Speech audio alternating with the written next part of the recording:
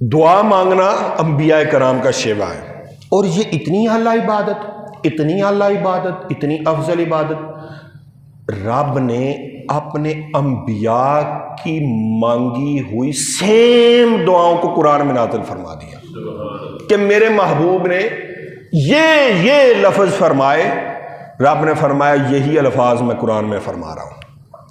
ایک تو آپ نے سنا ربنا ظلمنا انفسنا، سنا ہے کہ نہیں؟ آدم علیہ السلام نے دعا مانگی ربنا ظلمنا انفسنا وان لم تغفر لنا وترحمنا لنکونن من الخاسرین۔